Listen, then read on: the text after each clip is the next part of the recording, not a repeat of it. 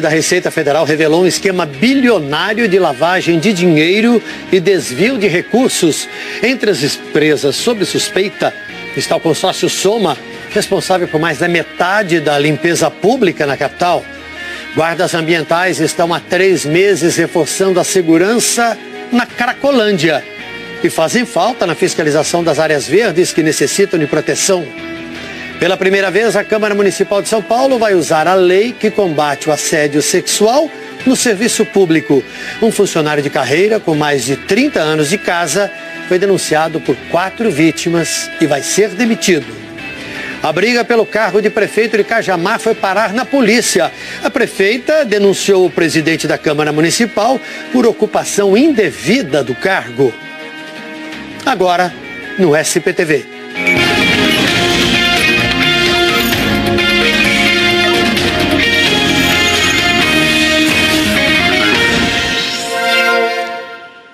Boa noite a todos. A Polícia e a Receita Federal realizaram hoje a Operação Descarte para desarticular um esquema de lavagem de dinheiro e desvio de recursos que envolve uma das principais empresas de limpeza urbana da cidade. O consórcio Soma tem um contrato milionário com a Prefeitura da capital e é suspeito de usar notas frias para justificar o dinheiro que recebe dos cofres públicos. O serviço de limpeza urbana é um dos maiores contratos da Prefeitura. Custa R$1 bilhão por ano. Uma das empresas que estão sendo investigadas pela Polícia Federal é o consórcio Soma, que cuida da limpeza de uma área de quase 1.000 quilômetros quadrados, onde vivem quase 7 milhões de pessoas. Esse contrato, que começou em 2011, venceu no fim do ano passado e opera de forma emergencial até junho. A investigação da Polícia Federal diz que o município pagava o consórcio. Para realizar o serviço, a Soma precisava comprar, por exemplo, sacos de lixo, detergentes e uniformes. Só que, suspeitam os investigadores, parte desse material nunca foi comprado de verdade.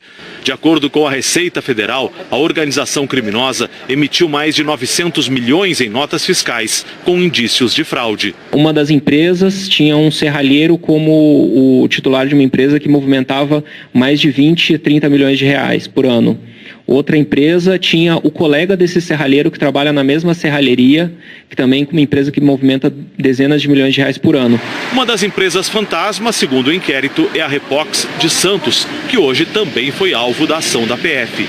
Ela funciona num imóvel muito simples e, dizem os investigadores, incompatível com a movimentação financeira e serviria para a lavagem de dinheiro.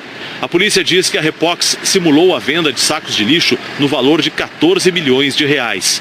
A Polícia Federal também fez busca e apreensão no apartamento na Vila Nova Conceição, um dos bairros mais caros da capital, onde mora um dos suspeitos de envolvimento no esquema. A Polícia Federal suspeita que as empresas usavam esse esquema para, no mínimo, fraudar o imposto de renda, mas não descarta a hipótese de que o dinheiro tenha sido destinado a servidores públicos. A PF diz que não tem provas disso, mas vai investigar essa hipótese. Chegaram agora, no fim da tarde, na sede da Polícia Federal, 2 carros de luxo apreendidos no estacionamento que pertenciam a um dos envolvidos no esquema. Os carros são avaliados em 4 milhões de reais. Em Minas Gerais, numa fazenda luxuosa de um dos suspeitos, a polícia apreendeu uma grande quantidade de dinheiro vivo. O consórcio Soma informou que cumpre todas as exigências legais e que está prestando todas as informações solicitadas pela Polícia Federal. A Prefeitura da capital disse que aguarda a conclusão das investigações e vai adotar as medidas cabíveis caso fique comprovado qualquer prejuízo para a municipalidade. E tem Guarda Civil Ambiental dando expediente no centro da capital, na região da Cracolândia. A categoria, que já trabalha com um efetivo pequeno, denuncia que deixou de vistoriar áreas ameaçadas de degradação para fazer outros serviços. A roupa verde camuflada é o uniforme típico de quem trabalha em áreas de mata. Mas esse guarda ambiental estava patrulhando um lugar bem diferente. A Praça Júlio Prestes, no centro da capital, que de área verde só tem mesmo meia dúzia de árvores. Ele e outros colegas de 3 unidades da GCM Ambiental foram deslocados para ajudar a Guarda Municipal, que a gente está mais acostumado a ver pela cidade de uniforme azul, a vigiar a região da Cracolândia. Isso desde novembro do ano passado.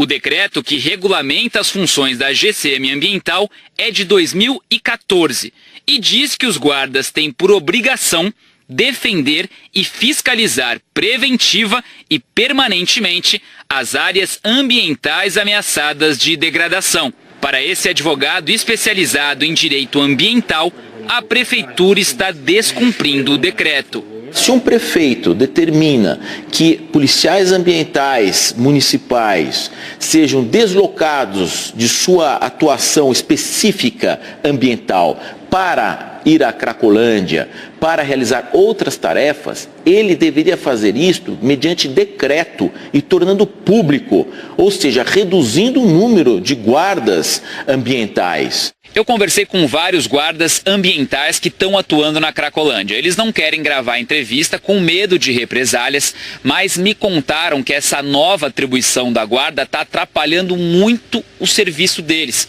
Uma das funções dos guardas ambientais é justamente conter novas invasões em áreas verdes da cidade. A gente está aqui no bairro Colônia, extremo da Zona Leste, e a gente encontrou uma ocupação bastante recente. A gente pode ver que tem árvores que foram derrubadas, muitas árvores, um terreno bastante grande. Ali na frente tem os barracos com o nome das pessoas que futuramente vão morar aqui. E olha só, a área já está totalmente cercada. A capital tem hoje 5.800 guardas. Desses, apenas 330 são ambientais. O presidente do sindicato que representa a categoria reconhece o problema e diz que faltam guardas civis tanto em áreas verdes quanto na cidade. Nós temos uma legislação que prevê um efetivo de 15 mil e hoje nós estamos com um efetivo aí de pouco mais de 5.800 profissionais. Sobre o efetivo da GCM, a Prefeitura de São Paulo disse que contratou cerca de 500 novos funcionários. Informou também que intensificou o patrulhamento de áreas verdes com drones. No entendimento da Prefeitura, a movimentação da Guarda Ambiental para a Cracolândia é necessária por causa do lixo produzido lá. Desde o dia 21 de maio do ano passado até hoje, mais de 1.000 toneladas de lixo retirado daquela localidade. E meio ambiente é isso que a gente vive, é o nosso meio ambiente, ali mais de 1.000 toneladas. A Guarda Ambiental tem todo um decreto que regula a sua atividade ambiental. Agora, como gestão de recursos humanos, eu utilizo esses guardas. Choveu forte no começo da tarde de hoje nas zonas sul e leste da capital. A chuva deixou parte da capital em estado de atenção, mas já perdeu força. Mas deixou ruas alagadas, principalmente nessa comunidade, na região de São Miguel Paulista. Segundo o Centro de Gerenciamento de Emergência da Prefeitura, essa foi a região que recebeu o maior volume de chuva hoje à tarde. E os bombeiros registraram 20 ocorrências de queda parcial, poda ou vistoria de árvores. A queda de um raio interrompeu a circulação na linha 12 Safira da CPTM por quase 2 horas entre as estações São Miguel Paulista e Tatuapé. E a Eliana Marques já está aqui conosco, estava acompanhando essas reportagens sobre a chuva, né? Por isso que eu estava olhando já para cá. Está chovendo nesse momento em algum lugar, Eli? Boa noite. Boa noite, Tramontina. Boa noite a todos. Olha, chove fraco ali no norte da capital, né? Mas a chuva tem potencial para engrossar hoje à noite pela Grande São Paulo. A gente vê aqui, olha, imagens de satélite com nuvens carregadas no interior, elas podem avançar para cá. E hoje nós tivemos queda de 1.800 raios atingindo o solo aqui na capital. São dados do Grupo de Eletricidade Atmosférica do INPE e a temperatura passou dos 30 graus. O calor ajuda a formar esses temporais, né? O calorão continua amanhã? Continua amanhã, sol pela manhã, mínima de 20 graus na capital, madrugada abafada, máxima de 30 graus e aí a partir da tarde e noite caímos de novo na condição de temporal aqui na Grande São Paulo. Tramontina. Obrigado, Eli. De nada, boa noite. A Polícia Civil apreendeu hoje 2 aeronaves usadas pelo piloto Felipe Ramos Moraes, investigado por envolvimento na execução de 2 chefes da facção criminosa que age de dentro dos presídios. Esse é um dos helicópteros que Felipe Moraes pilotava. A aeronave foi apreendida em Fernandópolis, no interior do estado, e trazida para a capital. As investigações apontam que o piloto pegou Rogério Jeremias de Simone, o GG do Mangue, e Fabiano Alves de Souza, o Paca, em Fortaleza no dia 15 e os levou até uma reserva indígena onde foram executados. Este outro helicóptero, também usado pelo piloto, foi encontrado neste hangar em São Caetano do Sul, no ABC. Hoje de manhã, a polícia revistou um apartamento do piloto na Baixada Santista e apreendeu 2 lanchas dele guardadas em marinas no Guarujá e de Santos. O piloto continua foragido. A seguir você vai ver que apenas 3 vereadores da capital gastaram 1/3 de toda a verba de Correios da Câmara no ano passado. E a Câmara de São Paulo vai demitir um funcionário de carreira pela primeira vez, usando a lei contra o assédio sexual no serviço público. Agora o trânsito. Marginal Tietê, Ponte da Casa Verde, tá livre aqui, ó. Fácil para o motorista. A gente volta já com outras notícias.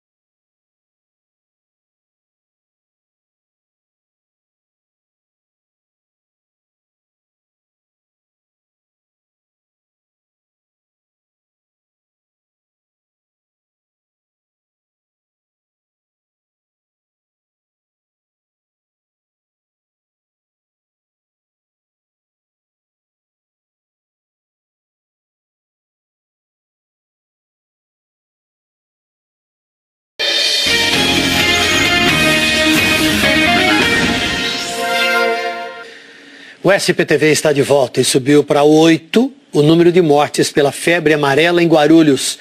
A Secretaria de Saúde confirmou que a vítima é um homem de 65 anos que morava e trabalhava em área de mata na região do Cabuçu. O homem não tinha tomado vacina e começou a sentir os sintomas no dia 31 de janeiro. Ele morreu 10 dias depois no Hospital das Clínicas, aqui na capital. Liminares, decisões da Justiça e até boletim de ocorrência. Assim está a situação na Prefeitura de Cajamar, aqui na Grande São Paulo. Entre idas e vindas de prefeitos, o eleitor nem sabe mais quem está no comando da cidade. Não é uma pergunta muito fácil de responder. Quem é prefeito de Cajamar? Olha, essa é uma história longa, que ninguém sabe quem está atuando por enquanto. Hoje quem é prefeito? Não sei. Dalete Oliveira, do PCdoB, recebeu durante a tarde a confirmação do TSE. No momento, ela é a prefeita de Cajamar. As trocas na prefeitura começaram em outubro do ano passado, quando a prefeita que foi eleita, Paula Ribas, do PSB, teve o mandato cassado. Dalete, que era a vice, assumiu o cargo 15 dias depois, mas o Tribunal Regional Eleitoral cassou a chapa inteira por abuso de poder político e econômico. Entre liminares e decisões dos tribunais, o grupo da prefeita gravou um vídeo na sexta-feira em que, segundo os assessores, mostra o presidente da Câmara, Eurico Missé, do DEM, entrando na prefeitura e procurando pelo gabinete. Ele queria se sentar na cadeira de prefeito. Não vem complicado também em cima de mim, não. Na segunda-feira, a foto do presidente da Câmara foi publicada no site da Prefeitura como prefeito em exercício. A prefeita já tinha recorrido para voltar ao cargo e ontem à noite o Tribunal Superior Eleitoral concedeu uma liminar que mantém Dalete Oliveira na cadeira de prefeito por enquanto. Se chegar sexta-feira e nós não tivéssemos essa liminar, ele deveria sim ser empossado no cargo e aí chamar o que? As eleições de 35 a 45 dias, as novas eleições municipais. Hoje de manhã, Dalete Oliveira foi até a Prefeitura para entrar no gabinete e diz que foi impedida pelo presidente da Câmara. Até um boletim de ocorrência foi registrado na polícia. E agora, no meio da briga pelo cargo, como fica o clima entre a prefeita e o presidente da Câmara? Eu só não gostei da maneira como foi deles entrarem pela porta da cozinha. Não precisava nada disso. Porque a prefeitura não é minha, não é de ninguém. O presidente da Câmara, Eurico Misser, informou que não permitiu que a vice-prefeita tomasse posse hoje de manhã, porque ela ainda não estava com o mandado judicial e que só tomou posse como prefeito interino 6 dias depois que o TRE confirmou a cassação da chapa. Um funcionário de carreira da Câmara Municipal aqui de São Paulo, com mais de 30 anos de serviço, vai ser exonerado por assédio sexual. O homem, que não teve o nome divulgado, foi denunciado por 4 mulheres. A denúncia surgiu em setembro do ano passado nos corredores da Câmara e deu origem a um processo administrativo concluído agora, de acordo com a presidência da Casa. 4 mulheres do setor de serviços gerais disseram ter recebido propostas para praticar atos sexuais em troca de dinheiro. O acusado, que não teve o nome revelado, é funcionário administrativo, tem mais de 50 anos de idade e mais de 30 de trabalho na Câmara, contratado em regime de CLT, mas com estabilidade. Afastado do serviço desde o ano passado, o funcionário ainda não sabe, mas está sendo exonerado. A publicação sairá no Diário Oficial do próximo sábado e tem por base uma lei municipal sancionada em 2016, que trata especificamente de assédio sexual e das punições previstas nesses casos, entre elas a demissão a bem do serviço público. Essa foi a primeira exoneração com base na lei municipal que combate o assédio sexual no serviço público, em vigor desde julho de 2016. 1/3 de todos os gastos da Câmara Municipal de São Paulo com Correios, no ano passado, esteve na conta de apenas 3 vereadores. Eles gastaram quase R$500 milhão, isso, R$500 milhão, principalmente no envio de mala direta, enquanto os outros gastaram em média R$17 mil num ano. O levantamento do SP2 foi feito através da Lei de Acesso à Informação e os números estão na reportagem de Rodolfo Viana e da Bruna Vieira. Na lista dos mais gastões de 2017, o 3º lugar foi para um suplente. Em apenas 8 meses como vereador, a Buane do PV gastou R$136 mil para mandar material de divulgação. Como não está mais na Câmara, ele disse por telefone que usou os panfletos para divulgar projetos de lei, mas não só para isso. Datas comemorativas também enviava, sim. Eventualmente, mas enviava. Mas mais focado nas ações políticas. O segundo no ranking foi o vereador Paulo Frange, do PTB. R$153 mil foram para envio de mala direta. E o que tinha nesse material? Por exemplo, o Hospital da Brasilândia, que é uma bandeira minha de 20 anos. Nós mandamos correspondência para essa população. Nós mandamos correspondência de aniversário para essas pessoas que mantêm contato conosco.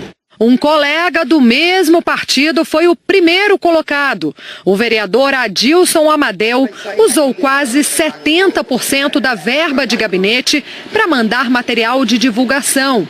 R$166 mil. Eu fico até honrado e agradecido, porque os meus eleitores recebem sim a minha correspondência, comprovada, com nota fiscal, com tudo que tem de direito. A gente está indo lá para o gabinete do vereador, Adilson Amadeu, que ele vai mostrar para a gente um desses panfletos que ele distribuiu. No meio da papelada, projetos de lei, mensagens do vereador e recados de felicitações. Esses de parabéns, o senhor ainda vai distribuir esse ano? Todo mês eu distribuo. A minha verba é dentro da lei. tá? Vocês têm que realmente fazer o papel que vocês estão fazendo. E eu faço o meu com o meu eleitor. O gasto da verba com mala direta está dentro da lei, mas o conteúdo do material, nem tanto. Nessa cartilha distribuída aos gabinetes, o recado da Constituição está claro. A publicidade dos atos dos órgãos públicos deverá ter caráter educativo, não podendo constar nomes, símbolos ou imagens que caracterizem promoção pessoal de autoridades ou servidores públicos. Aquilo que, de certa forma, busca, sem fazer nenhuma menção à atividade parlamentar, divulgar a figura do parlamentar, se configura autopromoção. E obviamente que com objetivos eleitorais. O senhor não acha que também é material de autopromoção? Autopromoção, não sei por quê. Eu trabalho em cima da minha imagem. A minha imagem é o Adilson Amadeu, que teve 67 mil votos, que defende a população. Esse gasto pode ser legal, mas é imoral. Dinheiro público não é para isso. Dinheiro das pessoas não é para isso. A presidência da Câmara disse o quê? Disse que o vereador tem responsabilidade pelo conteúdo da mala direta porque o sigilo postal é garantido pela Constituição. Vamos agora para o futebol, porque depois do empate sem gols ontem de Corinthians e Milionários, hoje é a vez de outros dois paulistas estrearem na Libertadores. E o Santos está em campo agora em Cusco, no Peru, e vai perdendo por 1-0 para o Real Garcilaso. Mais tarde, o Palmeiras pega o Júnior Barranquilla e o repórter André Hernan está na Colômbia e traz para a gente informações ao vivo. Boa noite, André. Tudo bem, Tramontina? Boa noite para você aí no Brasil. Boa tarde para a gente aqui na Colômbia. São 5h39. A gente está 2 horas atrás em relação ao horário brasileiro. O Palmeiras vai estrear na Libertadores aqui nesse estádio. Expectativa de 30 mil torcedores empurrando o time da casa. Mas tem um colombiano que pode fazer a diferença para o Palmeiras. Miguel Borja, artilheiro do time com 5 gols em 2018. É daqui da região de Barranquilla. 30 familiares estão aqui para poder ajudar o Borja, torcer pelo Borja. No hotel a gente pôde ver imagens aí deles com a camisa do Palmeiras. Uma festa muito grande. Roger Machado diz que é importante somar pontos jogando fora de casa, ainda mais na estreia da Libertadores. Tramontina. Obrigado, André. E assim termina o SPTV. No Globoplay você pode rever as reportagens. Jornal Nacional às 8h30 com as notícias do Brasil e do mundo. Boa noite.